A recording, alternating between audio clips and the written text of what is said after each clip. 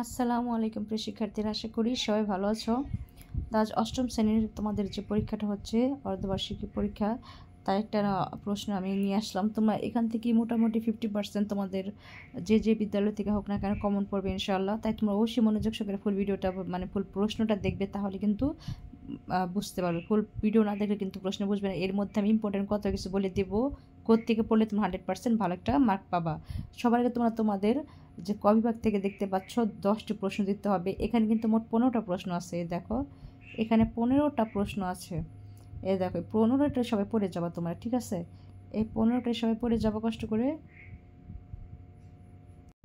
এবং তোমাদের বই যে এক্সট্রা কিছু আছে, তোমাদের বই যদি মন চায় যে আমি এক্সট্রা কিছু পড়ে যাবো, সেগুলো একটু রিভাইজ করে যাবো। এই পর্যন্ত ক্লাসে যেগুলো পড়ানো হয়েছে, তাহলে কিন্তু তোমাদের ক্লাসে যেগুলো পড়ানো হয়েছে সেগুলো একটু এক্সট্রা রিভাইজ করে যাবা, যেহেতু প্রত্যেকের স্কুল আলাদা আলাদা। কিন্তু এখান থেকে পড়লে ইনশাল্লাহ কমন পড়বে 50%। বাকি যদি তুমি 100% কম ফেলাতে চাও, তোমাদের বিদ্যালয়ে যেগুলো দিচ্ছে সেগুলো একটু পড়তে হবে। এরপর দেখো খ বিভাগে আমাদের সৃজনশীল থাকবে। সেই সৃজনশীলের মধ্যে তোমাদের যেটা করতে হবে সেটা হচ্ছে সৃজনশীলের মধ্যে একটা কাজ করতে হবে। তোমাদের 8টা থাকবে, 8টাই পড়বা তোমরা। 8টা পড়ে দেন সেখান থেকে তোমরা পরীক্ষার মধ্যে যে কটা দিতে বল সেটাই দিবা। 5টা দিতে হবে, 5 10 50 10 করে থাকবে। তো এখানে একটা সৃজনশীল আমরা দেখতে পাচ্ছি, অনুচ্ছেদ দেওয়া আছে। প্রত্যেকটা সৃজনশীল আগে অনুচ্ছেদ দেওয়া থাকবে, তোমরা সেই অনুচ্ছেদের রিডিং পড়ে নেবে। কিন্তু ক এবং খ কিন্তু মুখস্থই থাকে, মুখস্থ থেকে দিতে হয় বেশিরভাগ। যেমন এখানে দেখো বলা আছে কি, বার্নিয়ের কোন দেশের পর্যটক ছিলেন, বঙ্গভঙ্গের কারণ ব্যাখ্যা করো। এটা কিন্তু মুখস্থ, এখানের সাথে এর কোনো উত্তরের সাথে কোনো প্রয়োজন নেই, ডিরেক্টলি মুখস্থ। তুমি বই থেকে যেটা করেছো সেটাই লিখতে হবে। গ এবং ঘ এটা তোমাদের এখান থেকে সামঞ্জস্য করে লিখতে হবে। যেমন উল্লিখিত সময়ে প্রাধান্য পাওয়া দেশটির বেশি লাভবান হওয়ার কারণ কি বর্ণনা করো। বাংলার অভ্যন্তরীণ কোন্দলই কি উক্ত দেশটির বিজয়ের পিছনে কাজ করেছে, পাঠ্যপুস্তকের আলোকে তুলে ধরো। তো দেখেছো এখানে তোমাদের পাঠ্যপুস্তকের আলোকে তুলে ধরতে বলা হয়েছে। তো আমি কি বলেছিলাম আগেই, যে তোমাদের পাঠ্যপুস্তকের বইটা একটু পড়তে হবে। আমার ফুল কথাগুলো ভিডিওর সাথে শুনবা, তাহলে আমার কথাগুলো শুনে তোমাদের অনেকটা উপকার আসবে। যদি আমার কথাগুলো কেউ শোনো, সেও পরীক্ষা ভালো একটা মার্ক উঠাতে পারবা। এরপর 2 নম্বরে দেখো কি আছে, একটা সৃজনশীল দেয়া আছে, অনুচ্ছেদ দেয়া আছে, ঢাকার নাম জাহাঙ্গীরনগর রাখেন কে। আগে কিন্তু ঢাকার নাম জাহাঙ্গীরনগর ছিল। খ সুলতান শামসুদ্দিন ইলিয়াস শাহকে বাংলার প্রকৃত স্বাধীনতা প্রতিষ্ঠাকারী বলে ধরা হয় কেন, ব্যাখ্যা করো। এগুলো কিন্তু মুখস্থ, আমি বলছি আগে থেকেই। ক এবং খ সম্পূর্ণ মুখস্থ থেকে লিখতে হয়, গ এবং ঘ উদ্দীপক থেকে লিখতে হয়। তো ক শহরটি বিভাজন বাংলার ইতিহাসে কোন ঘটনাকে ইঙ্গিত করে, ঘ উদ্দীপকের শেষোক্ত ধারণাটি তোমার পাঠ্য বইয়ের আলোকে বিশ্লেষণ করে। দেখছো তোমাদের পাঠ্য বইয়ের আলোকে, তার মানে কি পাঠ্য বইয়ের একটু ধারণা নিয়ে যেতে হবে, যেন সে অনুযায়ী তোমরা সেই তথ্যটা সম্বন্ধে সঠিক তথ্যগুলো যদি দিতে পারো, তাহলে কিন্তু তোমরা টিচাররা বুঝবেন যে তোমরা একটু পড়াশোনা করছো, তখনই কিন্তু তোমাদেরকে নাম্বারটা দিয়ে দেওয়া হয়। 3 নাম্বার আছে একটা অনুচ্ছেদ। এরপরে এর ক থেকে উত্তরগুলো দেখো। আলীর বর্দি খাঁ কত সালে মৃত্যুবরণ করে, এটা মুখস্থ। বাংলা ও ভারতে প্রতিষ্ঠিত শাসনকে ঔপনিবেশিক শাসন বলা হয় কেন। বাকি সৃজনশীল এখানে আছে দেখো, গ এবং ঘ এটা হচ্ছে আমাদের উদ্দীপক থেকে আলোচনা করতে হবে। আমি পড়ে দিচ্ছি না, এটা বড় হয়ে যাবে রিডিং, তাই অনুচ্ছেদগুলো তোমরা পড়ে পরীক্ষার সময় এরকম করে সুন্দর করে গুছিয়ে প্রশ্নগুলো লিখে ফেলবে। আমি প্রশ্নটা বুঝিয়ে দিচ্ছি।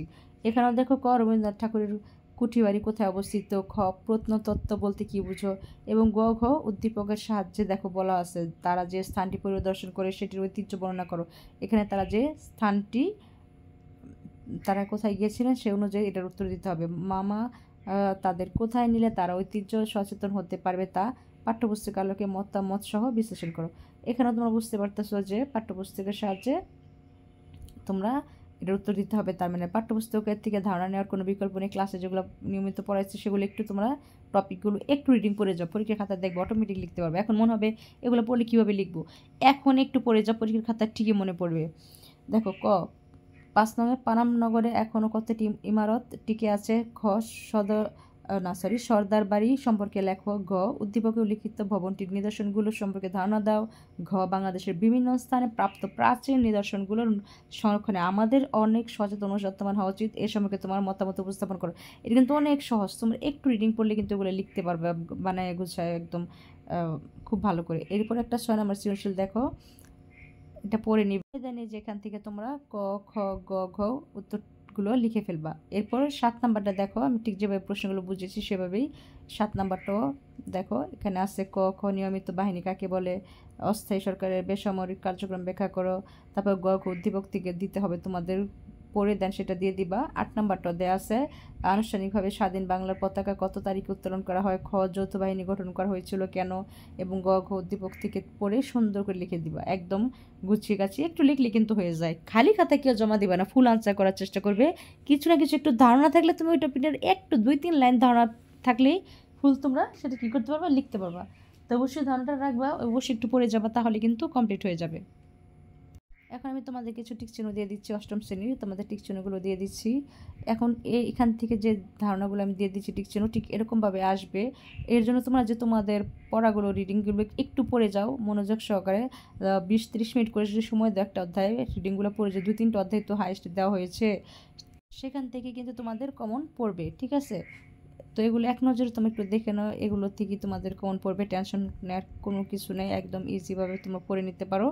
আশা করি সবার পরীক্ষা ভালো হবে। তোমরা রিডিং পড়ে যাও টিক চেনার জন্য, যেহেতু সামাজিক বিজ্ঞানে একটু সময় নিয়ে, টেনশন যতক্ষণ করবা তার চেয়ে অল্প সময় লাগবে পড়তে, পড়লে কিন্তু টেনশন দেখবা দূর হয়ে গেছে, ঘুম চলে আসবে, একটা শান্তিতে ঘুম দেবে, সকালে পরীক্ষার হলে যাবে, দেখবে পরীক্ষা ভালো।